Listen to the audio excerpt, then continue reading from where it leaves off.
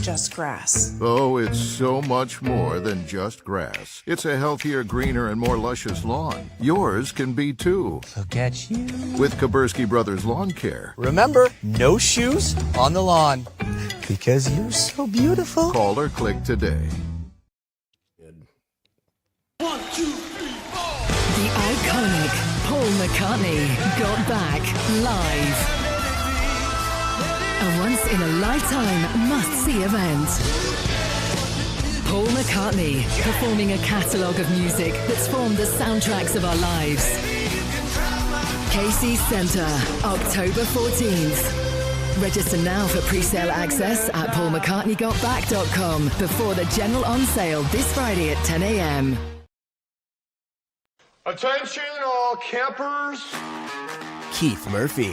What I do have are a very particular set of skills. Skills I have acquired over a very long career. Andy Fales. I'm telling you straight, it's my way or the highway. Powered by AD. Just a bit outside. Murph and Andy. Proudly presented by Ramsey Subaru, live and on demand across Iowa everywhere from the Channel Seed Studios. Murph and Andy, connected by cellular advantage. It's a fun Friday here on Murph and Andy. I'm Keith Murphy in Beaverdale, Des Moines, Iowa. Andy, where in the world are you today? I am in Oslo, Norway, capital of Norway, the second largest city in Scandinavia. It is I'm sitting at the bar at our hotel. We are at the Hotel Scandic, which is in a really cool neighborhood. I wish I could set up outside, as I was telling you earlier. There's a couple of little cafe tables out on the street, and it's such a cool neighborhood. But there's this guy out there. I don't know. He's some Euro. I don't know exactly. Some Euro. From. Yeah, you know, I'm not sure where he's from. He's no one. Euro. There are like no Americans around. I've barely seen any here in Norway. So I can usually tell where somebody is not from. Can smell This it. guy is not American, but he's just all camped out on one of these cafe tables. He's got a couple of beers. He's got some smokes going. He's had some ladies stop by, and I was like, there's no way I could set up at that next table. I would just kill this guy's whole groove, and we'd be bleeding over each other. So I'm down in the bar. Johnny, the bartender, is nice enough to let me set up over here. I'm drinking beer. It's Friday. Cheers, boys. Friday. Cheers. What's that? Energy drink in a Well, water taxi koozie. 8 o'clock my time. 1 p.m. your time, so I'm already in evening mode. You guys haven't hit it yet, but yeah. So we are in Norway. We made it here yesterday. I'll show some pictures later on, but it is the hottest day of the year in Norway today. It is about, or in Oslo at least, it's about 84 degrees, and everybody's freaking out. It's like they are stripping their clothes off, running around. They don't know what to do with themselves. They're so pumped. And then everybody that's talking to us, they're like, "Oh, you bring the you must have bring the good weather from America." Yeah. And so we're like, yeah. Well, we came here actually to cool off. We were pretty hot, and like I said, we've been talking about this week. Sun rises about 2:30 in the morning and doesn't go down again until about 10:45 at night. Wow. Here. So it is out there cooking all day, and we were out on a fjord cruise at like 5 o'clock, and the sun was high in the sky, and we were out there. We were just cooking, and there's hardly any shade, and they don't usually worry about it because there's a lot of clouds, and there's a little bit of a deck covering and stuff like that. But it's it ain't Mexico. I mean, people aren't used to just having a lot of warmth and a lot of unadulterated sun down on them. So, man, Oslo got roasted today, but it was a great day to be out and about. We toured all over the city. Just went and had a really good, we ate some sushi tonight for dinner. And that's kind of one of the fun things I will have to say. And Murph, I know that you traveling as much as you have, you know this too. You go to the other cities to sample their cuisine, certainly, but it's also fun to get their take on food that you get in Iowa, right? Whether it's, I don't know that I go out for hamburgers and stuff, although we did have some McDonald's today, but it's fun to go to, McDonald's, right? You go to McDonald's and their McDonald's is just different. It is. I mean, yeah, it is. Yeah. And sometimes it's better and sometimes it's not as good, but it's just, it's a direct comparison that you can make, and it makes the trip kind of interesting. But then, like sushi, and we're out eating sushi, and well, there's certainly more Japanese people here in Norway than there are in Iowa. And they have, this is the Norwegians know a few things. Not a lot, but a few things very well. Cross-country skiing. Oh, yeah. Really know it well. Gold medals. Speed skating, very good at that. And they know fish. They know fish. The Norwegians know fish, man. Seriously know the fish. And so sushi with, I had wolf fish sashimi today, kingfish sashimi, salmon, probably straight out of the water here. Tuna, probably not from too far away, but sea bass and halibut and, really amazing sushi. I love sushi at home too, but here is just a little bit different, but just so good. So really, really, really loving this. And, just loving the idea of kind of being around and hearing all these languages around me. So few Americans, and there are still a lot of tourists, but the tourists are not Americans. They're from, Sweden or Denmark or Germany. There are a lot of Poles that have moved here, many, many Ukrainians here. And then a lot of, Chinese. They come in on a jet and they get on their own cruise and they go all around Scandinavia, all around the Baltic countries. And these boats of Chinese people unload, and it'll be like 6,000 to 8,000 people. Jeez. that they put into these cities, whether it's Copenhagen or Stockholm or Oslo. That's like emptying out a sold-out nap center. It is. And the crazy thing is that, China has sun, right? The sun is over China. But, the Chinese people, they cover their skin like it's nobody's business. They'll have the hat. We would notice long before COVID, they would have, the face mask on, all the time, whether it was in, a crowded subway or in Yellowstone National Park, we would see it. But they've got, this woman today had this full-on face cover. And we thought maybe she was a burn victim or something, and she was covering it up. But she went and took a picture out in this Frogner Park that I'll show pictures of later. And she took the face mask off and she just looked normal. But she had so much body covering on. It was man, it was friggin' 82 degrees. How could you not be dying? She had black clothes, just head to toe, sun hat, face mask, huge, Mr. Magoo sunglasses. That's what they do in the desert. They cover that skin. Yeah, I guess. Road but crews, construction crews, sometimes they wear all that. Has anybody asked that's about... the desert. This is Norway. It's literally the opposite of the desert. Anybody asked about Iowa everywhere? Your hat? Where's Iowa? I wore it everywhere. Has anybody asked? Nobody asked, but I think it was because they were intimidated by the power. You're such a I could hear them. Physical presence. I could hear them talking about me behind my back as I walked by. They were like, butt chin. Guy's got a butt chin. No, they were like, who is that man wearing that strong symbol on his forehead? That's what they were saying. It was kind of embarrassing. I honestly, I was just like, I can hear you. But they're like, that man is wearing the colors of a champion.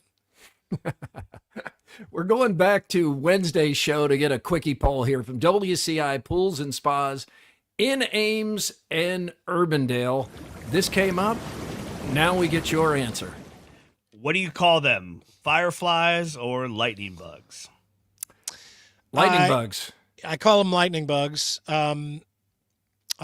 Coincidentally, I was reading a quick story on Axios today, Axios Des Moines. They were talking about how, according to Iowa State, this is the best summer for lightning bugs, best year for lightning bugs that we've had in a long time. That is quite a coincidence.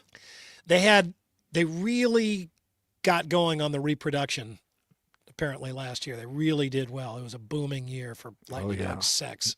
Yeah, it's lightning bugs getting their freak on. Yeah, so there are more of them out there, but I feel like we're calling them lightning bugs. I mean, fireflies that's a more poetic name, isn't it? It is, but it's regional. Let's go to the map, AD, and here is how it breaks down by state. And as you see, people are voting the way this map looks.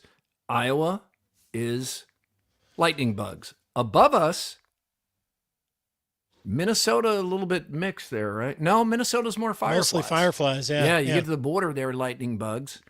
Now you go west, you're in fireflies territory, except Florida and the Northeast. Yeah, that little patch of Texas. It's always funny. All those that must have had. I wonder what's up with that. That's a big story down there. This is interesting that it is just a big lightning bugs pocket. I kind of wish we said fireflies. Yeah, fireflies is kind of cool. All right, Guest House Tavern and Oyster in West Des Moines sets the table for sports and more, including Wimbledon Grunts, What's Bugging You, and a Hall of Fame rant, all coming up from Guest House Tavern, Northwoods-inspired Midwestern hospitality. Right now, high or low since the last show. Presented by Wealth Charter Retirement Planning and Tax. Wealth Charter Retirement Planning and Tax is the place that has all the answers to your financial questions, whether it's you're just talking about what to do with your savings account right now. Should you try to pay off your house early? Should you keep that money in the market? How soon do you need to start planning for retirement? How late can you start planning for retirement? All those questions, file those right to Tim Hawkins and Company, wealthcharterretirement.com. I am going to go with I'm going to go with a low. Really? Okay. Yeah. I mean, we're having a great time, and with it's Friday, you're on vacation. I'm with my mom and my brother and sister and their families, and we're having a wonderful time, and the weather is perfect. But the one thing that we have noticed is that in this, and I did not notice this when I was backpacking around here 30 years ago. I don't know why, but the public restroom situation, at least in this part of Europe, sucks. It is. I don't understand. I don't get it. I mean, they have all of these public services in the Scandinavian countries: buses, metros, subways, scooters, ferries. They have got, I mean, public everything. You can go anywhere, I mean, it's amazing how easy it is to get around and just be somebody out and about in these cities. There are no public restrooms. Oh, you know what it's it feels not, like? It's not that they're bad. It's just that there aren't enough. There aren't any. And you would hate this, Murph. It would drive you crazy. I mean, you feel like you got to pee all the time. And like every time you do find a bathroom, you want to pee twice, just so you don't have to wait. And knowing you might not find a bathroom makes you need to use the bathroom. Yeah. And you're just like, oh man, and when you have to pee, I mean, it like throws a monkey wrench in everything. I mean, when you're on vacation, you want to grab a beer, like whenever you think beer, you're like, all right, stop. Oh yeah. Beer. But then you got to be like, no, because in a half an hour, I'm going to be out, down in the city square, and there's not going to be a damn restroom, and I'm not going to be able to pee. And, as a man, I fully subscribe to the old adage that the world is your toilet, and you can just, pee anywhere. Does that apply in Norway? I don't think so, man. I don't think so. You don't want to go to the clink. No, they crack down on stuff. Yeah. But there's no public restrooms anywhere. Dang. And it's like affected all of us. I mean, we're all just like, okay, where are we going to be? It gets to me psychologically too. We were on our way to swim with the pigs in the Bahamas, and it was a long trip. And they told everybody before you got on the boat, all right, it's going to be a couple hours getting there, so use the bathroom. So I did. You're on a boat? Yeah, on a boat. Can't you pee off the side? Well, it was a whole group of people. We didn't know each other. There's probably, 20 people on the boat. So it starts to get to me and whip it out. Yeah. And well, there's only 20. Yeah. And I'm starting to think, oh man, I'm going to have to do it. I hope that somebody else asks them, anyway, you could pull over, but no one does. So finally I just go, I'm sorry to ask, but I really have to use the bathroom. Is there any way we could go to the shore or kind of jump in the water or whatever? So they do pull over, and as we're getting off the boat to go up to what is a laundromat that they knew was on the way that we could use the bathroom, as we're doing that, like about 7 people thank me. Oh, thank you. I didn't want to be the one.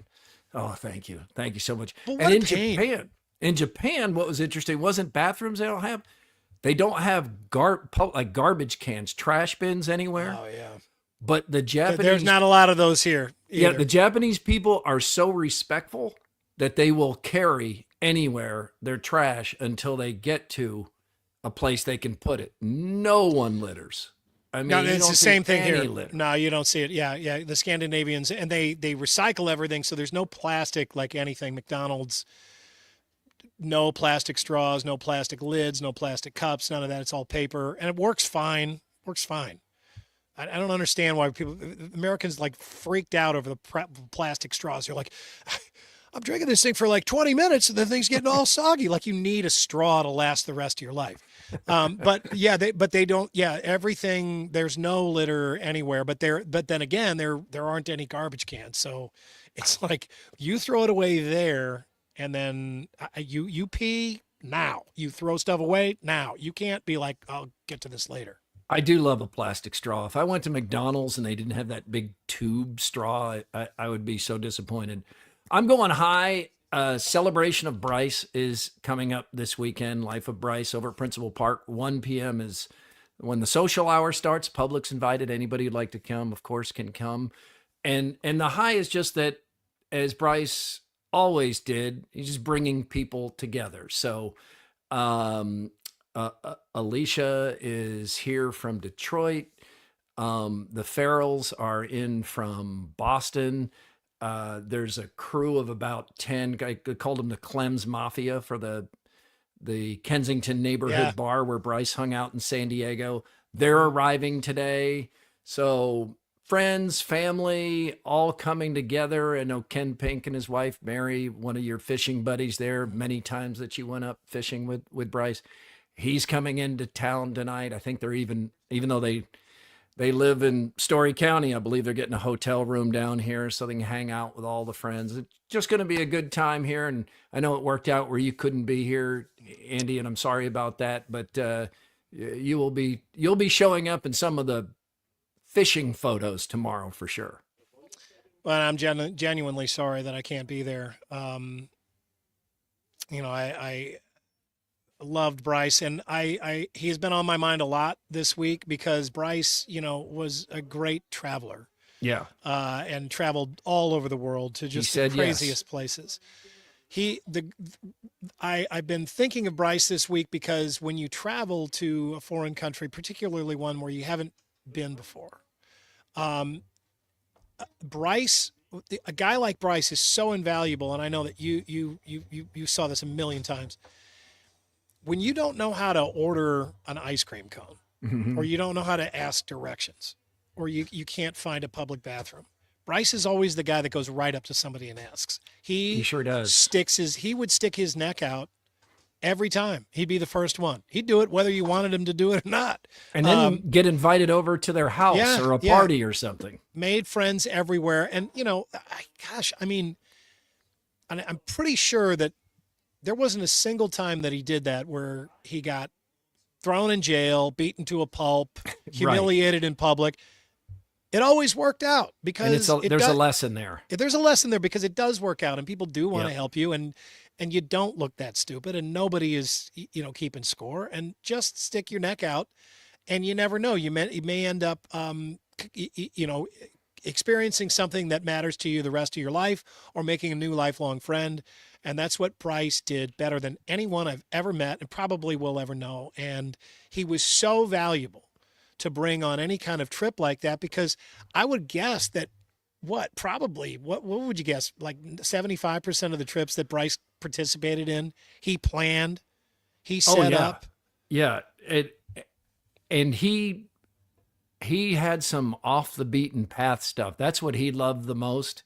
And he wanted to get away from the tourist traps. And that took me out of my comfort zone many times. And those are some of the best experiences I ever had. Absolutely. Getting out of those. And they're also always cheaper. Get out of those tourist places. I had one more high here, Andy. I wanted to share it with you. This is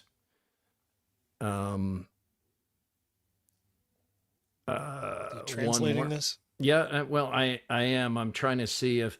Oh, by the way, your reception and your technology from these countries. Where were you Monday? I was in Stockholm. Stockholm. So Sweden, and then Denmark, and now Norway. Now Norway. Thank you, Johnny. All three places much more dialed in than Mr. Movie, who's in Des Moines. So congratulations there. Okay, this is from, speaking of Mr. Movie, that's what made me think of him.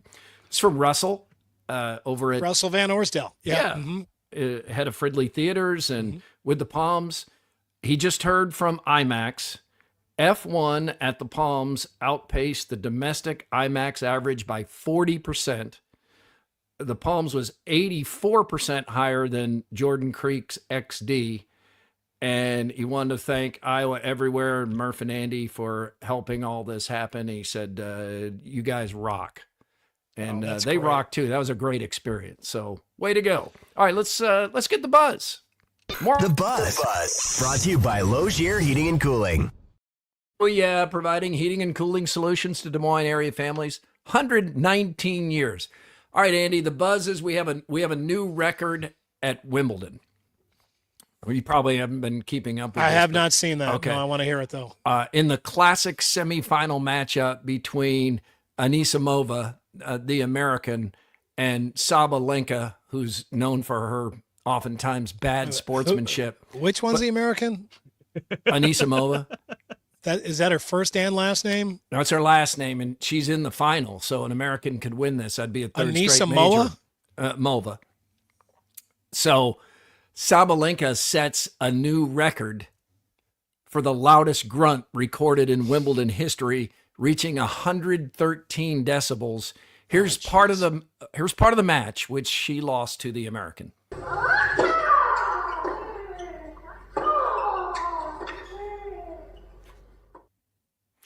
There it is, Andy. New record.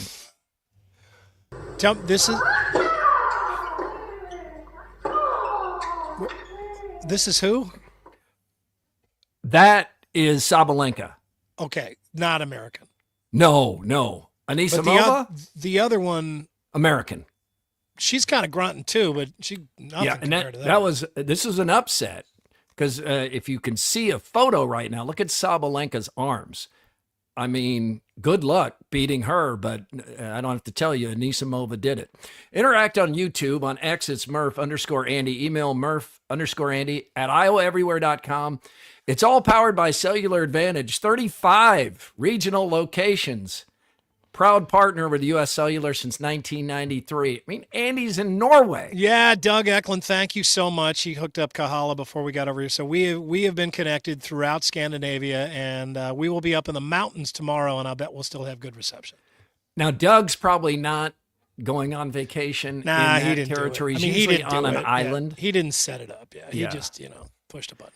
All right, other hot topics, if there can be a hotter topic than that new grunt record set at Wimbledon at 113 decibels. Andre Dawson turned 71 years old yesterday. Whew, how did that happen? And the Hall of Famer again reiterated he wants his plaque changed to a Cubs hat. He had a shorter career in Chicago, 6 seasons versus 11, I think, with the Expos. But he won the MVP in Chicago. He has stated over and over again how much he loved the fans at Wrigley Field and Chicago. And there is no team in Montreal anymore. And there's no team in Montreal, yes. And Dawson talked to me about this at the rally against cancer a couple of years ago.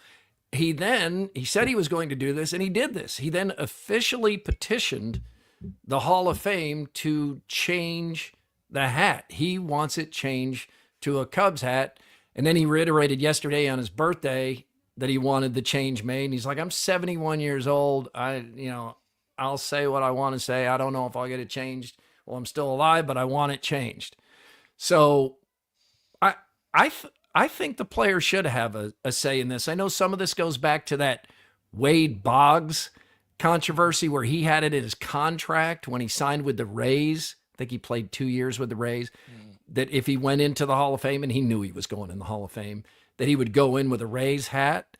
But the Hall of Fame then stepped in and said, players don't decide, because they didn't want him in a Rays hat, and they put him in a Red Sox hat, as he should have been. I mean, Wade Boggs, who do you think of? Isn't that kind of what it should be? What team do you think of? I don't think that. Yeah, I mean, I do not think that the players should just be given free reign to pick whatever team that they want to go in as, because I think you will always have that element going. I think if it's close, if it's within, thank you so much. Johnny just brought me another beer. Hey, can Johnny just stand behind you? I just want to. Can we get a shot of you back here in Iowa, Johnny? Yeah, let's see. Is there any way to see Johnny? There is. Hello. Oh, hey, Johnny. Good to see you. Always love a Johnny. I thought his name would be like Magnus or Sven Bjorn. Yeah, we were at the Lego store the other day in Copenhagen, which is where Legos are from, and you could get your name put on your own little Lego man, and so the kids all want to do that, of course. Of course, and I would want that. There was this chubby little Danish kid that got his name on it, and the name he got on was Bjorn. Fat little Dane, yeah. Bjorn. Hey, have you been to IKEA? Somebody asked in the comments, have you been to IKEA? And I know that's mispronounced, right? We say IKEA. Yeah, I think it's IKEA. Well, you know what? Who asked that question? Somebody asked that earlier in the show. I saw it somewhere. Stay tuned. A lot of comments today. It's funny you bring that up. Stay tuned. We will get to that very soon. Coming up in more. There we go. Brian Lounsbury. Yeah, Brian, stay tuned, man. Yeah, stay tuned. I got more of that coming up. You. Speaking of the Cubs. Let's get back to the Dawson thing for just a second. You just don't want me to speak more about the Cubs. Well, I do not think that he should be able to go in as a Cub, and I don't think he really wants that. But no, I mean, I think if it's within a few years, I think that the player should be the one that makes that decision. Like Bruce Sutter should definitely be able to be in there as a Cardinal. But Dawson is in, but with the Expos hat on, he wants to be in a Cubs hat. How do you picture Andre Dawson? As an Expo. Come on. Do you really? Well, I think of him as having a couple of really great years as a Cub. MVP. But I didn't only watch 2 years of baseball back then, or 3 years of baseball. Yeah, he was an MVP, had 49 home runs. He had it in the National League. McGuire had it in the American League. It was an incredible year, 1987. And he was still a great player with the Cubs, there's no doubt. But I mean, he throughout the 80s, I remember him as an Expo. They were in the Cardinals division, played him all the time. He was really, really good, and honest to God, I think of him more as an Expo. I think of him as a guy that the Expos wish that they hung on to longer, because clearly he had a lot more left in the tank. But, I mean, I understand Cub fans think of him as a Cub, but I think outside the Cubs, especially within, other teams with that division, I think people think of him as an Expo. 11 seasons with the Expos, 6 with the Cubs, 2 with the Red Sox, 2 with the Marlins. He was a great Cub. There's no doubt about it. Wade Boggs spoiled this for player decisions because no one pictured. Now, again, to be clear, he's not in the Hall with a Rays hat on, but he actually had that as part of his contract, so it got all this attention. But shouldn't the player, you don't think the player should have more of a say? Like Andre Dawson is 71 years old, and before he dies, he wants his plaque changed to a I think I think if it's within, I think if there's a 3-year difference or maybe a 2-year difference, then the player should be the one that makes the call.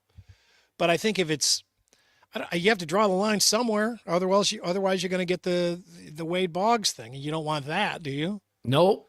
speaking of the Cubs, former manager Lee Elia died Wednesday. Elia gave what is considered the most epic rant in sports history. The year was 1983. It was early in the season. The Cubs had just lost to the Dodgers 4-3, and Elia went on for more than 4 minutes. Here's a portion. I'll tell you one thing. I hope we get hotter than just to stuff it up them 3,000 people that show up every day. Because if they're the real Chicago fans, they can kiss my ass right downtown and print it. They're really, really behind you around here. My ass. What the am I supposed to do? Go out there and let my players get destroyed every day and be quiet about it? For the nickel-dime people that show up? The don't even work. That's why they're out at the game. They only go out and get a job and find out what it's like to go out there and a living. 85% of the world's working. The other 15 come out here. It's incredible. That sounds like Tommy Lasorda. Have you ever heard one of Tommy Lasorda's rants? Where he didn't he always seem like the nicest guy in the world? And then you'd hear these rants, you'd be like, whoa. Where is that from? Another side of him. 43. It went on much, much longer this. And in the rant, Elia drops 43 F-bombs. 43. And I read a deep dive on this, and it was really fascinating. So when it starts, there's just 3 reporters there because Mike Marshall has hit a home run, the local guy for the Dodgers. So most of the beat reporters for Chicago over there. So Elia starts, and there's 3 people I don't even there. know. When was he the manager of the Cubs? This would have been 1987, and he ends up being fired in August. So he was Andre Dawson's manager. Yeah. So he's, I'm sorry, 1983. I had that wrong. Okay. I'm thinking I was Dawson. gonna say, 1983. I don't remember who it was. Was it Zimmer in the 87? I don't remember. The Cubs had a lot of forgettable years. By the time Elia finishes his 43 F-bombs, there's like 8 reporters around by the end. That's how long. And in this deep dive, it was unprompted. He just kept going, and he couldn't stop. And what had many people have asked over the years, like, what was the catalyst for it? But back in those days, Wrigley Field was not set up very player friendly, so the players would have to walk along the railing there to come in, and they were getting booed and yelled at and all that. And Elia was asked later, like, where did you come up with 15% of the people are unemployed? The unemployment rate I read was actually 8% at that time. He goes, I don't know. I don't even remember doing any of that. He was in some kind of profanity zone. He said he didn't remember saying anything. He doesn't even remember why he kept swearing, but he went on and on for more than 4 minutes. Some of the baseball managers back in the day, 70s, 80s, boy, they could swear up a blue streak. Ooh, I mean, you're Lou Piniella, Earl Weaver, Jim Leland, Tommy Lasorda, we already mentioned him, Tony La Russa. I mean, oh man. And they would be in a bad mood, and they would just hold court. They would sit back, and it was funny in the old Busch Stadium, they would do the interviews in this office. They didn't come out and get in front of a lectern with, the Cardinals logos in the background. There was a desk in this little office. They'd put their feet up sometimes. Yep. And it didn't matter if there were TV cameras in there or not, but they would just put their feet up. They'd light a dart, have a beer, and just sit there and bitch about the game. I mean, they would just go nuclear on the umps, and I think they could say pretty much whatever they wanted. That's the setting for this. Stuff. You just described it. A photo from this rant. That's what it is. It's him at his desk, half dressed, pissed off. You seated, they would do this, and they would do this, and it was one of those like kind of welcome to the business moments that we've all had, those of us who've covered sports for a living, where suddenly you start doing it professionally, and you realize that there's all this stuff going on behind the scenes that you never were aware of. And one of those things was for me in St. Louis, there was a handshake, eye wink deal with the Cardinals and the media, where you did not talk out of school with the Cardinals, the Cardinal baseball team. If you were to record a rant like that with Whitey Herzog, you didn't get on the radio and put a bunch of Andrew Downs bleeps in there and then play it. They didn't do that. They did not do that. You didn't. They'd lose access if they did. Well, the fans would be so pissed at you they wouldn't watch or listen to you anymore. I mean, Really? they serious. Yeah, absolutely. Yeah. They did not do that. You did. If you got sideways with the Cardinals, you were done from both directions. The team would cut you out, and the fans would cut them out. So, I mean, people still reported. I mean, they did their jobs, but there were just certain lines you didn't cross, and that was one of those things. I mean, if Whitey was pissed and he was maybe not checking his speech so well, guys didn't. If Johnny Keane is all mad, no, they didn't go to print with that. I do understand why Matt Campbell and Kirk Ferentz and pretty much every coach in America now is careful about what's said, because things get taken out of context. Social media has changed everything. People are looking for just enough of what was said to put it out there and have it, in some cases, mislead people. And some of that's okay. Yeah. I don't have a problem with some of that. I really, if you have some of that where you have that kind of gentleman's agreement, like, okay, I am airing my grievances to you guys. I'm telling you that I'm angry. I'm angry. It just happened. I haven't had time to cool off. You're talking to me now. This is the only time you could talk to me.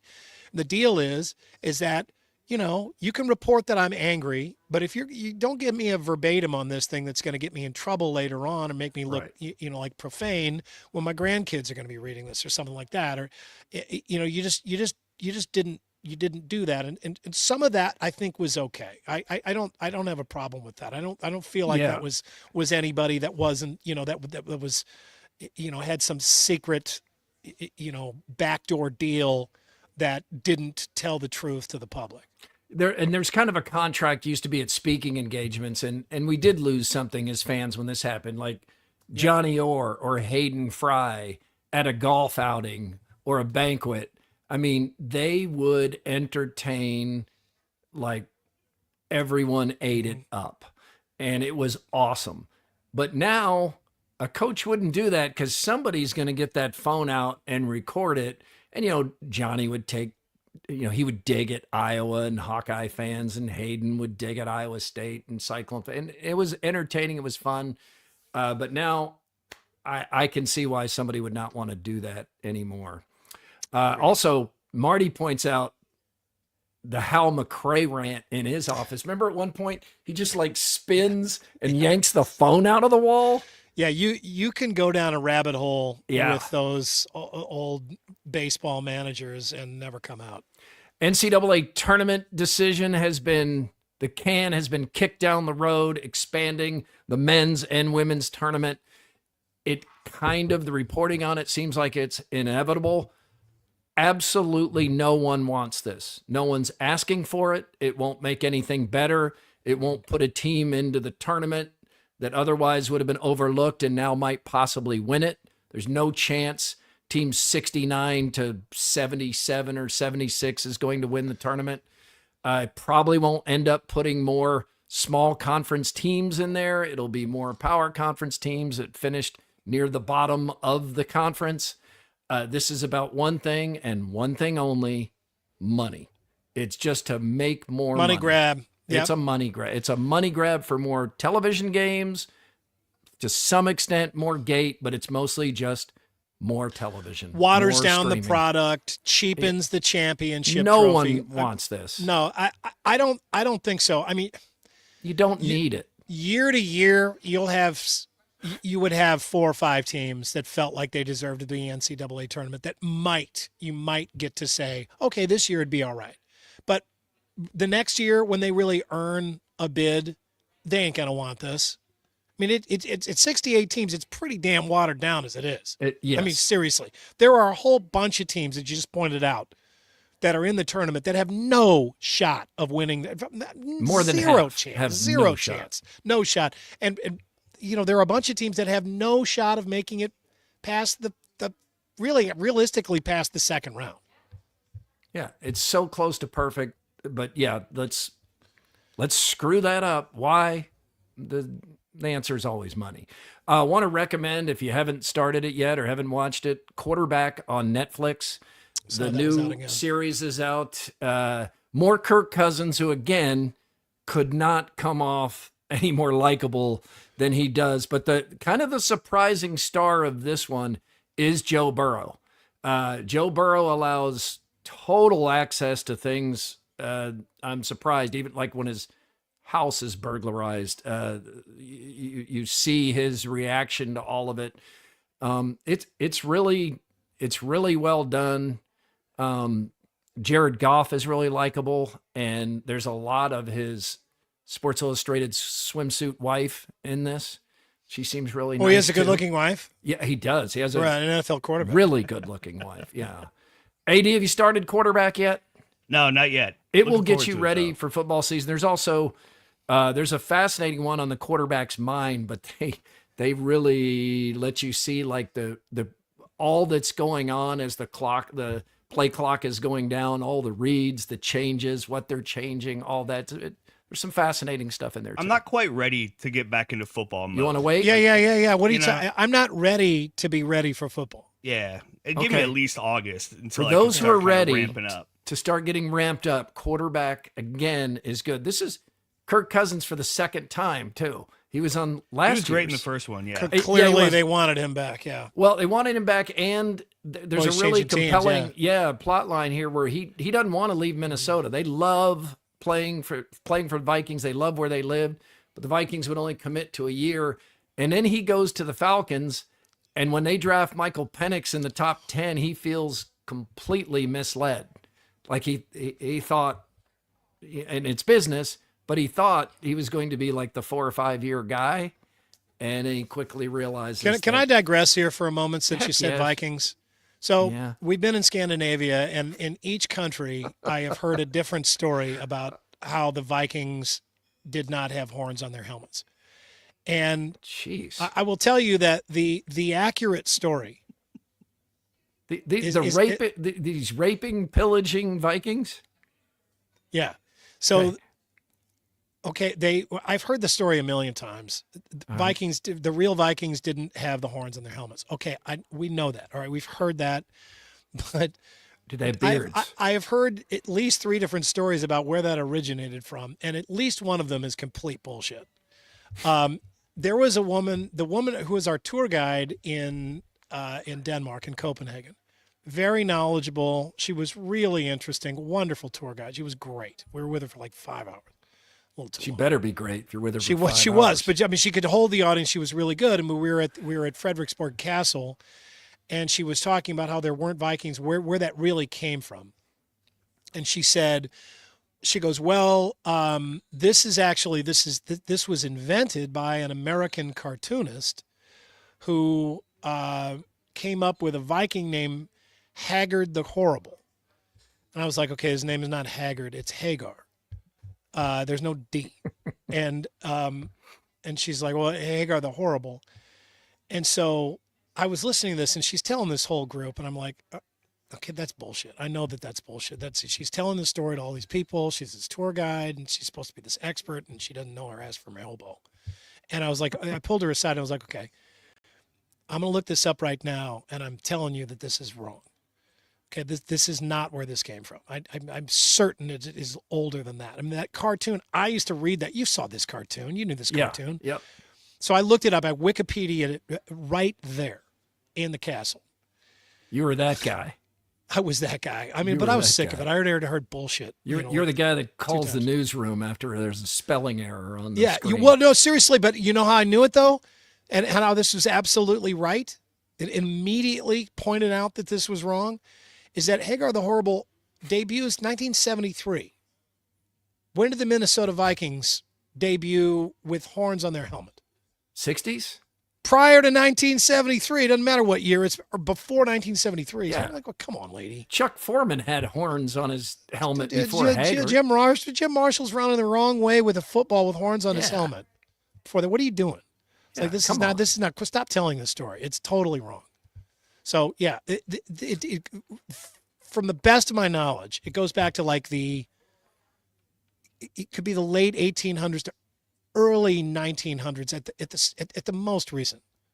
But they did not have they didn't have Johnny again. Johnny, did you know Johnny. that Johnny can't hear you because he's not listening to my How many earphones here. beers have you had? What do we got? Carlsberg going there? Yeah, we're drinking Carlsberg now. You know that Vikings didn't really have horns on their helmets. Yes, right? That's true. That's just it's not true actually.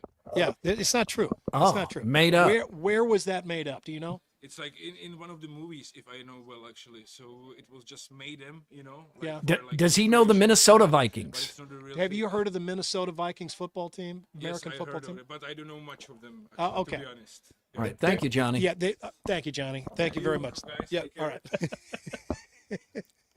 I love Johnny. Yeah, Johnny's great. I mean, he's got a full bar of people over here, and he's still taking care. See, he saw the hat. Stephen He's asked. like, I don't want to mess with this guy. Oh yeah. 1961 is when the Vikings came. Yeah. Stephen is wondering if there are no trophies in the town either. That's a shot at the Vikings. Ooh, All that's right. a good one.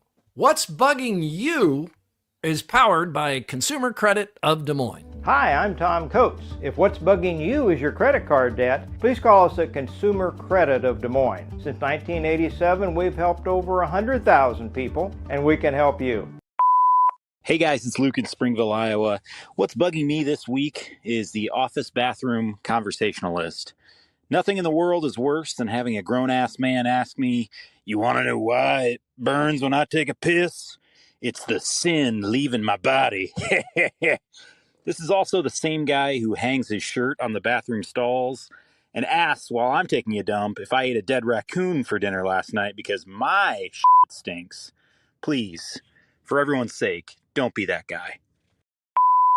What's up, guys? It's Jake Brend from Des Moines, host of the world-famous Bigger Than 12 podcast here on Iowa Everywhere. I'm standing waiting for the shuttle right now at the Des Moines International Airport, and you guessed it.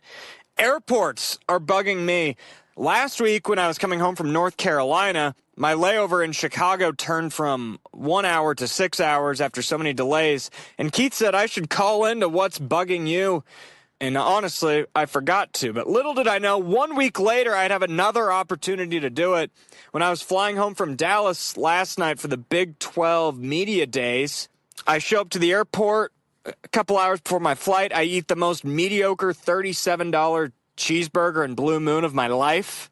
Watch the Cubs get destroyed by the Twins. And then I find out that my 10 o'clock flight is canceled. So I stand in line to see if I can get a free hotel. The line didn't move in an hour. Some guy told me that it took him 4 hours, so I booked my own hotel.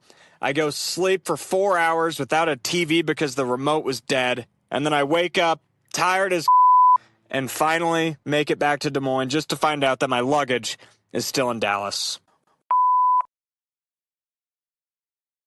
Man. Jeez. Wow. That's the most White passionate hot. I've ever heard Jake Brend. Like that's Well, he's the sportscaster of the year, so he's full of piss. I and get vinegar. it. There's But no like doubt. I know he's feeling it there. I mean, he's really broadcasting. And then absolutely the right photos, AD, for the guy talking to you. Because this happens to me from time to time. Somebody will start talking to me at the urinal right next to me. And it always makes me think of Along Came Polly. And when Alec Baldwin is like touching Ben Stiller's ear. Good things. Good things. Such a good funny things. That movie isn't like a great movie No. overall, but it has a few moments. Oh. Alec Baldwin, Philip Seymour Hoffman. There's some stuff. Rain in that movie Dance. that's fantastic. It's so It is. it has some great scenes. And AD, what's bugging you? I've seen people like last week. They feel like the audio's too clear. Like this must be Iowa Everywhere actors doing the calls or something. Yes, Jake Brend does work at Iowa Everywhere, but that speak pipe is more clear than a cell phone. Yeah, you're not making a phone call. You're essentially recording a voice message that then gets sent to us. So yeah, it's going to be very clear. It'll sound good. And yeah, speakpipe.com. It's tagged on our social medias as well, or pinned on our social medias. Speakpipe.com/Murph_Andy. And yeah, say whatever you want. I'll edit it. I'll bleep it. I'll do whatever we need to make it fun. Can I digress here for another moment? Just give Okay, myself another. how many of these digressions do we need to allow you? This is a good one. All right. So this is another Murph and Andy first. My little ring light burned out. Yeah. So I'm lighting myself by candle? bar candles right now. Well, you look pretty good. It looks pretty good. Now you can see the reflection on the bottom of my glasses instead on the top. Yeah, no, that looks good. Grimaldi's fan photo winner is the one and only John Weir. We met John at one of our patio tour stops. He and his buddies enjoying some delicious Grimaldi's cold brick oven pizza. Oh no, it's got sausage on there. That's half sausage and pepperoni, half pepperoni. The hot honey pepperoni is the way to go.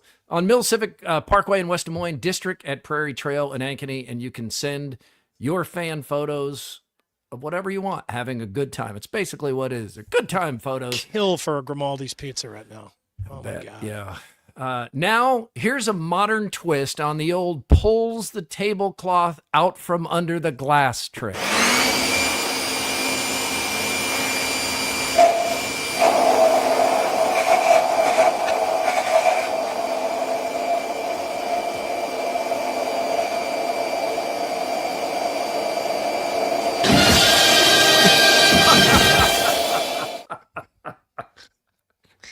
That's great, isn't it? You find that. Todd Bailey sent it to me. Give that little Todd Bailey courtesy laugh. You guys like that? It's time for Throwdowns. Throwdowns. It's Throwdowns. Backed by Heartland Tire and Auto. Heartland Tire and Auto, treating you like family in Ankeny, Waukee, Knoxville, Boone, and Creston, an authorized dealer of both Firestone and Bridgestone tires. Murph at Big 12 Media Days, Brett Yormark, the commissioner of the league, doubled down on wanting a 5+11 playoff format. That's 5 auto bids and 11 at-large bids. The other format being floated is that 4-4-2-2-1-1-1, where each conference gets a handful of automatic bids, including the Big 12 getting 2. Which format would be better for the Big 12 in the long run, Murph? Is it the 5-11 or the 4-4-2-2-1-1? Oh, my gosh. I was told there would be no math. Leave this to Hassel and Williams. God, this is a well, boondoggle. it's wild because the logical goodness. thing is it'd be better for the Big 12 to get the 2 auto bids, because a lot of people think they're not going to get 2 bids in this 5-11 format. Yormark's saying, hey, maybe not this year, maybe not next year, but we're building for the future, and in 15 years we're going to be as strong as the Big 10 of the SEC, and we want as many. We want to be able to get as many teams in there as possible. We don't want to be locked into those 2. So do you? Yeah. Does his argument hold water? I think he's done a good job, and I think he's a great salesman. I love his energy, but I just don't buy it, especially in football, because in 10 to 15 years, all of these schools are going to have so much less money each year than the SEC and the Big Ten, and money drives all of this, including now essentially buying players. So yes, Texas Tech is able to buy players, but Iowa State doesn't have that kind of money, and they've got a proven coaching staff, all of that. So no, I think the better thing for the Big 12 would be to have 2 auto bids, but I don't think anyone should get multiple auto bids. You should have the conference champions and then decide it from this other inexact system. But no, otherwise it's an invitational. I don't know. I'm not going to pretend like I know. The problem is with someone like Brett Yormark that's giving you this analysis, this idea. He is not acting as just an objective football commissioner. I mean, he is acting. He's doing a PR job first for the Big 12. He is trying to talk up we may not get it right away, but we know we're just going to get better and better. But no, man, he's not the right guy to make that call. I mean, he's not. He isn't. He is trying to put the best foot forward every year and make the Big 12 sound better than it is, make the future sound brighter than it may necessarily be. You need somebody that will be realistic about this. Someone that will say, okay, in reality, here is where our ceiling is. Therefore, this is the best plan for us, okay? Don't set the ceiling sky high where we can never have a chance of reaching it just because it sounds good to people when you say that. You've got to set it at a realistic level so that your constituents can be the happiest, not just so you can sound the best right now. Andy, Caitlin Clark has had just one double-double since May. She's also missed more than half of the Fever's games in that time. They host the Atlanta Dream tonight. Would you bet that Caitlin gets a double-double? Yeah, I would. I might lose the bet, but no, I would. Yeah, absolutely, I would. I mean, that would be a fun bet to take. That wouldn't be a giant risk. It doesn't seem like. I mean, it's Caitlin Clark, and she's the best assist person in the game, and when she's healthy, and she's good for double digits in points every time. There's no doubt about it. Get 10 assists for her, no big deal, and we know she can get a triple double. So yeah, I would place that bet. I would too. I would place that bet. I am concerned that she doesn't look like herself on the court right now. Like her light doesn't seem to be burning as brightly. I don't know why that is. It could just be recovering from an injuries. Maybe that's what it is. This offense doesn't seem well suited to her. And I know they brought in a new coach that was supposed to make all of this work better, but it's not. She just hasn't been healthy. It's been probably just not being healthy. And you know what, though? I mean, like herself. Who's going to be, what are we going to be like? Well, let's see. This is the first time I've ever bet on the WNBA. I'm going to be real conservative here and bet against Caitlin Clark. Caitlin Clark, yeah, exactly. All right, Murph, we play a lot of board and video games at our house. My kids are still pretty young. At what age or did you stop letting your kids win? Their birthday. When they came out. Age 1. Yeah. Age 0. Never let him win. That's tough in the Murphy house. Yeah, it was tough. No, I don't remember letting them win. I might do a joking foot race or something like that, but even when we played the memory games and stuff like that, I'm in it to win. Kick their ass. Yeah. You remember the story where the coach had to reset the direction of my life because I was a bad sport. Some of that has reared its ugly head. I thought that all happened before you had kids, though. It did. Yeah, it did. I mean, they have to be, I think they got to be old enough to start talking shit. Yeah. Right. I mean, really, because if they start to brag or showboat, then you got to check them down. I mean, if they're too little when you start doing that, then they don't want to play, and you're being a bad parent. I would say that's probably about started shit talking me after he beat me in Mario Yeah, maybe Kart. It was let's run that back and see how it goes, bud. Yeah, maybe. Yeah, video games. Yeah, 7 or 8. You play to win, says Dan. You play to win the game. Like Mark Farley. We are playing to win the game. Okay. Coach, will it just be a moral victory if you can stay within 2 touchdowns of the Hawkeye? Oh, my God. He was ready to just jump the table and choke that guy out. Yeah, and then backed it up. All right, that's throwdowns. All right, Confluence is the official beer of Murph and Andy. I wonder if there's any chance. I'm sorry, Confluence. We have company over here, and I'm so glad they're here. But what I wouldn't give for a Confluence.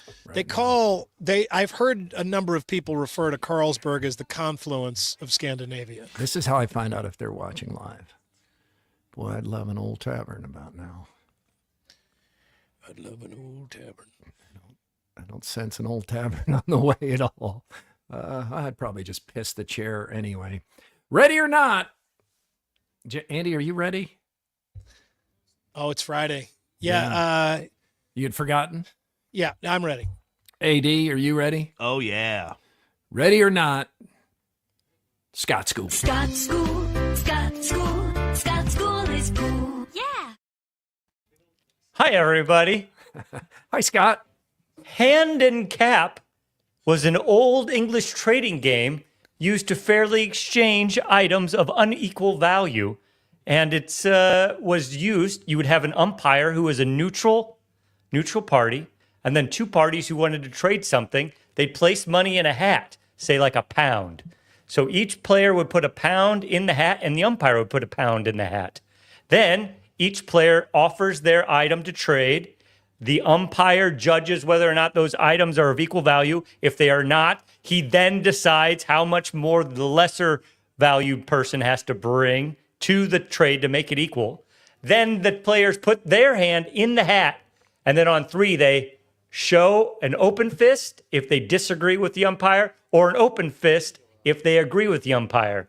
If both agree, the trade happens, umpire gets the money. Both disagree, no trade happens. The umpire still gets the money, and if one agrees, no trade happens. The agreeing player gets the money. And this handicap game is where we get the word handicap. And that's Scott School. Ever wonder why it's horse handicapping? I There you had go. wondered that before because it doesn't seem like anything like you're talking about a disability. Nope. I'm impressed you kept that straight. Thank you. I practiced. I did have to practice that one. Hoodoo is the odd job marketplace and brings you Scott Sipker each Friday here on the Murph and Andy Show, and now Tuesdays for Overthinking. We have a stupid quickie poll from the mind of Scott Sipker. Who is the most boring superhero? Is it Superman, Robin, Black Widow, or Howard the Duck? I think it's Robin. I mean, it's between Robin and Howard the Duck. I don't know Black Widow that well. Black Widow's hot, isn't she? Yeah, Scarlett Johansson. She has no superpowers, but yeah. Howard the Duck was bad. Hot and women don't need superpowers. stupid, but Robin, Robin, what does Robin do? He just basically carries Batman's gym bag for him, doesn't he? Carries his codpiece. He's a great gymnast. He doesn't do anything. He's the boy wonder. But like, what did you ever say? Oh, wonder about that boy. How does he do that? I'm really concerned with the audience. I'm really surprised that Superman is not winning this. Superman is the most boring of all the superheroes. He's awful. Superman's awesome. He is awesome. Why but he's do you find him boring? infallible. Why do He you can't- find him boring? He's such a goody two shoes. He's He got can't do he's got anything kind of a wrong. boring suit. It's so boring. He can do anything. He's essentially a god. No, he is a god. So there's no risk he's ever going to really die. The movies always try and create that danger. Oh my God. What about the kryptonite, Scott? Wow. Kryptonite. Really? Is that ever actually harmed Superman? Yeah. No, he always comes back. Yeah, that's but that's the brings best him- you can come up with? He's Yeah, a lame superhero. It's the cliche, kryptonite. Make him he's invincible. Make him invincible. Your overthinking producer, Cade, went to see Superman last night. He gives it a B or a B plus. He said it is overstuffed. Tried to I just jam don't know why way too anyone much wants into to it. go see any more superhero movies. Is there a really great Superman movie? Batman: The Dark Knight. No. Is there a great Superman movie? Oh, No. great! The No, first 'cause one, but The it's first dated one was now. good, yeah. No, First one was Superman good. is not a main character. He is best as a supporting character who maybe comes in at the end to save the day. But when you focus on Superman, that's what I'm telling you. He's boring. He is so boring. He's so predictable. To that point, I thought Superman 2 was better than the original Superman. You liked when the 3 came down? Yeah, and and that was those 3 villains were Zod. the most interesting part of Bow Down Before Zod. Yeah, Before that guy was great. The miracle of the first Superman was, and it is a little dated now, but the tagline was "You'll believe a man can fly." And then at that time, when you see the movie, it's like, oh my gosh, they brought Superman to life, and it looks real. And Christopher Reeve was so well cast. Was he a quadriplegic by then? No. Oh. That was after? Yeah. When he played Superman? When he played Superman. That would have made it way more incredible. The X-Men. He wasn't in a wheelchair. What are you talking about? That was the cruel irony of that situation. Superman. Yeah. Couldn't horse situation, right? He got kicked off of a horse. He did. Thrown off when Yeah. it was terrible. It was awful. It was an awful accident. And by the way, the documentary on Christopher Reeve, it's really good. Is great, and it'll make you feel like an ass. He's an incredible man. I love Christopher Reeve. He's a Superman. But I'm not going to pass up a chance at a quadriplegic joke. Jeez. I'm sorry to hear that. Sipker, what? Your look right now. That's somebody's going to pull that quote from our show, and we're never going to sell another ad again. Just to be clear, he's not speaking for Murph or Andy. No, but Scott, Andrew probably. Your look. Let's see how you've improved over the years. Oh my God. There's you with Bryce. That was when I was benching 225 pounds. And the only way for me to do it was to eat. I was over 190 pounds at this point. That's 20 pounds more than I need to. But I was demanding. And I got there, but it was not a good look for me. This looks like the library. That is the library. Oh, yeah. Okay. I see the sign up there. Yeah. And Bryce is wearing what appears to be a tablecloth, or I don't know what that. Scott's wearing what appears to be a wig. Bryce outlived Peachtree. He did. Yeah. Is it like a red tint to my hair? It does kind of look, and I don't know, you just look so different. I mean, it's I was just fat. something. I don't know. I have so much more fat on my face. Bryce has the beginning of that look when he's about to say, "Wait, you really want to hear this story about the guy eating the hot dog out of the trash can?" Well, here it goes. All right, let's get some more on a Friday. But wait, there's more from Either Or Eatery and Patio. Maury is brought to you by Either Or Eatery and Patio, and once again, gosh, they need to expand to the Scandinavian countries. They would absolutely kill it. The burgers here are rough. The bologna sandwiches, I wouldn't touch a fried bologna sandwich. You don't know where that bologna's been. In Norway, yeah, no, they can't do that. They don't have those kind of powers. Also, just the great thing that you can go and have like a good casual meal and burger and fries, and then still get a top shelf cocktail like they make there at the cocktail bar there. They make the Corpse Survivor #2. That's old school class. Ask Johnny if he can make one of those. Johnny's busy. He's really busy right now. You got a full bar. Things over are here. picking up. Yeah, What if that place turns into? I got a table of tourists here. These guys are getting. Everybody's tall. Yeah, and this place is going to rave soon. That's the crazy thing. Everybody's tall here. I am not tall here. I'm just a regular dude. All right, here we go. All right, so for more today, I'm going to take you on a little photo tour of my last day and a half. Okay, starts off, we get on the ferry, and we took a ferry from Denmark back to Sweden. This is from Helsingør, Denmark, to Helsingborg, Sweden. Andy, name the movie. You're from Sweden. Yeah, that's Trading Places. And, it is, yeah. But you're wearing lederhosen. Yeah, she screwed up the costume. She's wearing a German costume. She's pretending like she's from Sweden. Okay, so we get off in Helsingborg, Sweden, and we jump on the. Hang on, Andrew. We jump on the bus, and we have to drive through southern Sweden, the southwestern coast of Sweden, which is absolutely beautiful. And you understand why so many Swedes came to Wisconsin and particularly Minnesota, because it looks exactly the same. These big beautiful lakes. Deep forests and huge hayfields everywhere. And so we pull up for lunch. Our stop for lunch in Sweden is at Andrew.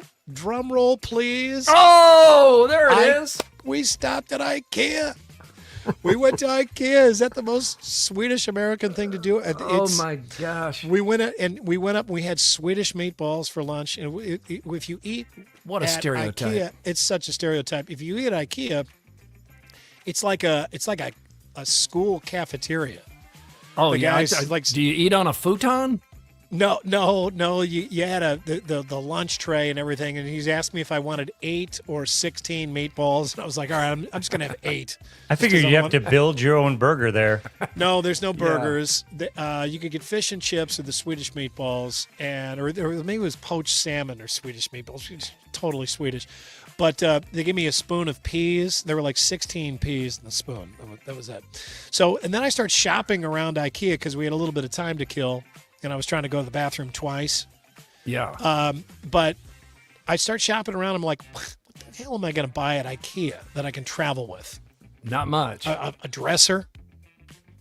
Is it disassembled? Is it a maze in there like it is in the Twin Cities? It's exactly the same as it is in the Twin Cities or in Kansas City or St. Louis or Chicago or any other IKEA. It looks exactly the same, identical, except everything's in Swedish. Everybody speaks Swedish, and there is. You have no idea what anything costs. Yeah. You use your little currency converter, but yeah, I mean they're about the same. But I mean IKEA's it's a neat place, just a gigantic building. So then we move on and get back on the bus, and it's great because the Coke bottles have everybody's name on it, but they're in. It's like the Scandinavian versions of your name. So here's me and my brother Toby. And I've got Anders, and he has Tobias. That's great. So we bought those. We took a picture with that. I can't believe you fell for that marketing. I can't believe you it was fell great for that because stupid marketing. My daughter Elon's name is Scandinavian, and they had an Elon, and she was so excited. She got that. And then they had an Eddie also because Edwin apparently has some Scandinavian enough. Anyway, so we got the Cokes.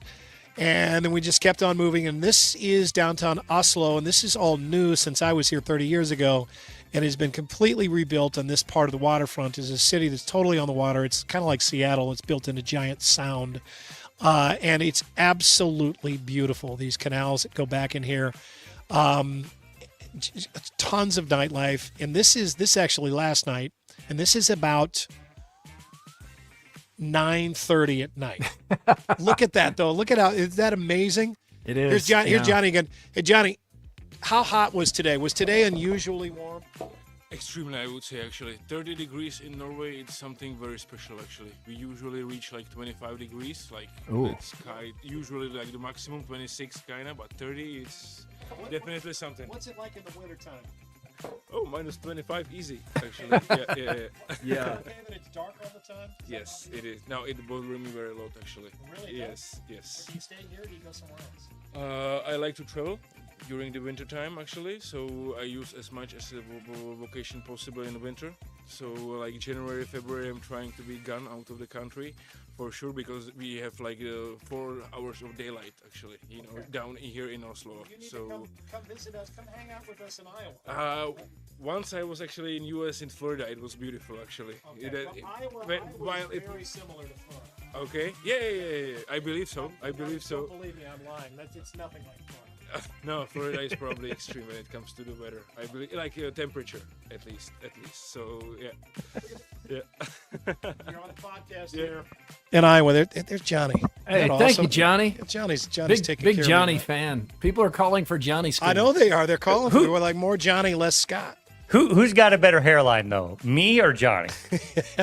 I think Johnny's looks good on him. It's a And flattering his accent's cut. way better. And to Johnny's everlasting credit, no quadriplegic jokes today. God. Today. A big difference right there between the two. Yeah, so anyway, we went to dinner last night at a place called The Salmon. I had the salmon. Do they pronounce this is the our L big in group Swede over there? In salmon?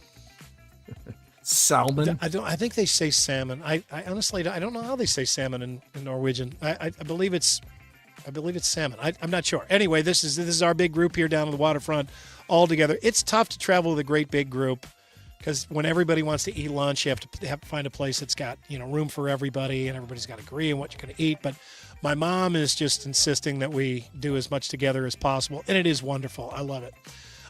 Okay, here we go. Moving on here on our trip. We go to Frogner Park today. You guys would have loved Frogner Park. I was here 30 years ago when I was touring around, and all the same things stood out to me, namely the nudity. There are so many naked sculptures around this guy that I've forgotten already, the sculptor that designed everything around. But there are so many ding-dongs hanging off these sculptures. Look at these. Even this main monolith in the middle is basically just a penis. Yeah, that's really phallic. It's I think so all phallic. obelisks are phallic, though. Yeah, right. It's an I think obelisk. that's the You're point. right. That's what it is. Yeah, but look at it is the point. My obelisk is bigger than your obelisk. How predictable was this? Was like, well, yes. Would you like to see my new sculpture? Don't you think people were like, oh, what a shock! It's another phallus. But look at these guys here, and I will say that at least this sculpture, at least he's. I mean, they got a little ding dong there, but I mean, it's not like David. This is the Blue Man Group. Like David and the Venus de Milo, isn't he missing his wiener and that thing I gone? think the Venus de Milo is a woman. Oh, yeah. All right. Man. Yeah, the Venus is a woman, yeah. But She's like missing David, an arm, though. David's out there with he's standing there in Italy with a little smoky.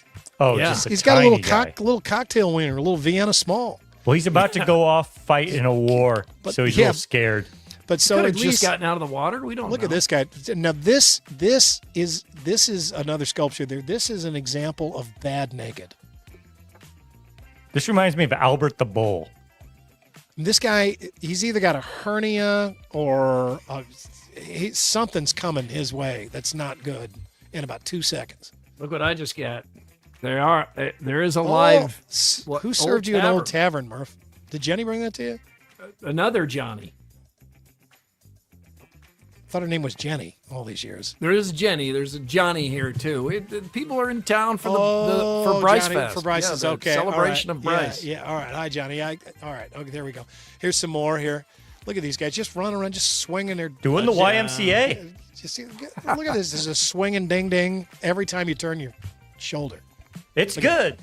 All right. So then we got on the. Here's Kahala and my sister-in-law Becky. They're out on the fjord cruise today. It was a little too crowded. They overloaded the boat a bit. They had beer. God, I'd cruised stand all up with a around. sore hamstring there. Jeez, that looks Oh, I uncomfortable. know. Yeah. It was a little tight. But we cruised all around the fjords, and these are not like the classic Norwegian fjords here in Oslo. That starts tomorrow as we travel across to the western side. But another beautiful day. So much. Here's Another phallus. One of the harbors here in Oslo. See that up on the hill? That's just a random ski jump. I'll bet everybody knows how to ski. Big time skiers. You can ski everywhere in Norway, and especially cross country ski. That's their real skiing. That's their major mode of transportation, isn't it? Like in the wintertime, they absolutely love it. Here's my hotel right here. So I'm sitting right in the lower The left-hand Scandic? corner. The Scandic Hotel. Scandic, yeah. The Scandic. That's where I'm. Is it? Yeah. That's where I am right now. I'm inside. Johnny, me and Johnny are inside the Scandic. It's a big block building. We have a request here, Scott. Somebody who clearly listens to Overthinking. Thank you. That's on Tuesdays now.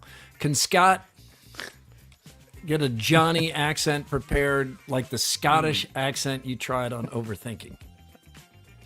Yes, I will. I don't know how to do a Swedish accent, but I will study it. No, what is that? I don't know. That was more Norwegian. German. I don't know The what that gravity was. of the situation. It's terrible. I'll get it. Johnny I'll work is- on it. Johnny- Yes, tune in Johnny is- Tuesday. If you call Johnny a Swede, he'd punch you in the face. Yeah. Oh, I'm sorry. He's Norwegian. Yeah. You don't screw that. And Andy, I want you to know when anybody tells you about the Viking horn things, that comes from a costume designer in opera in the 1800s, I think. I think that's what Johnny said. Okay. All right. Good. Johnny said that. He said Johnny it and was- Scott it are was on the an same page. He said it was not like the tour guide in Copenhagen. No, you think of the fat lady singing with those big horns? Yeah. Hagar the Horrible, 1973. Give me a break. It is time for the Andrew Downs That's your more, everybody. audio drop of the day. We call it the AD squared.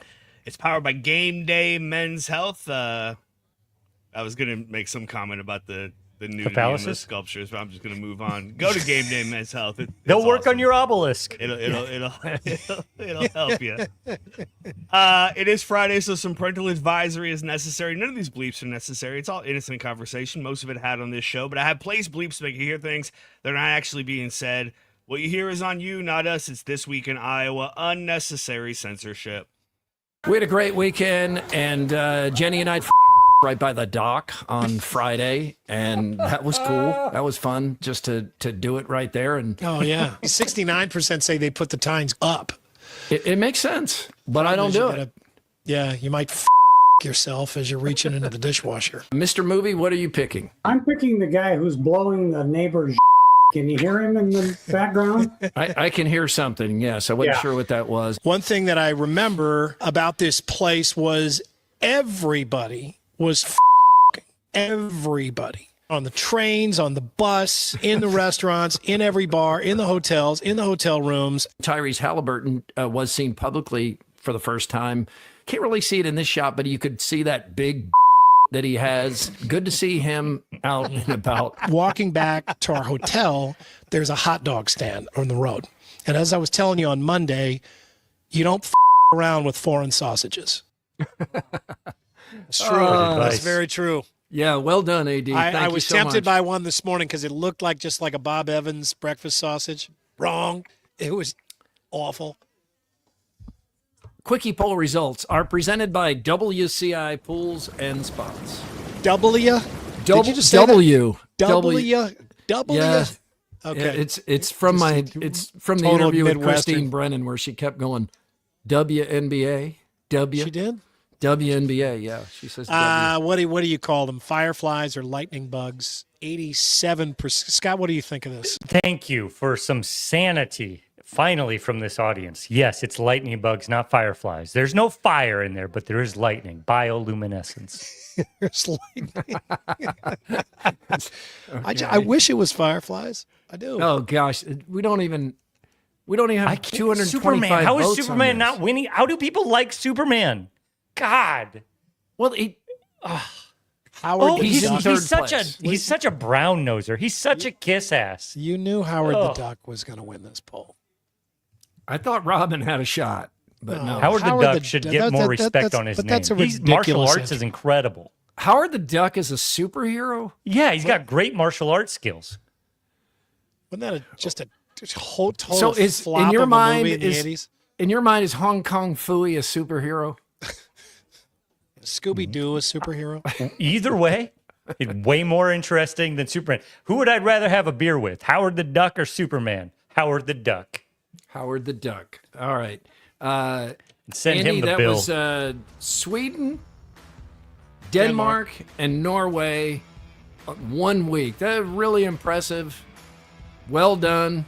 The power of Iowa everywhere. We say everywhere. We friggin' mean it. We mean it. It was really cool. And Andrew Downs, great job coordinating that all week. Please thank Johnny for us. I'm going to. I got to go over and pay my bill anyway, and I'm a little concerned about what that's going to look like. Tell him I'm very jealous. John, I'm going to show him the Murph and Andy show. I think we may have landed a couple of new listeners here. Yeah, you can like and subscribe in Norway. Yeah, we planted a flag here today, Murph. That's right. We didn't have horns. He's going on to our love helmets. Hawkeye and Cyclone talk. Give my best to the audience at Bryce's thing this weekend. I look forward to hearing about it on Monday. I sure will. Thank you for that. Thank you, Scott. Thank you for supporting local media. Be sure to check out the merch store at iowaeverywhere.com, presented by AKC Marketing and one Andrew Downs. If you get a chance, please like, review, subscribe. It's easy and it helps us out. Whatever platform you found us. We are back Monday. I don't know where Andy's going to be Monday, but he'll be somewhere. He's still gone. You still gone Monday, Andy? I will be in Norway on Monday. I'm going to try to do it from my homeland, the city of my people, Haugesund, Norway, southwestern coast. Gesundheit. Have a great weekend. Murph and Andy was brought to you by Ramsey Subaru on Hickman Road in Urbandale.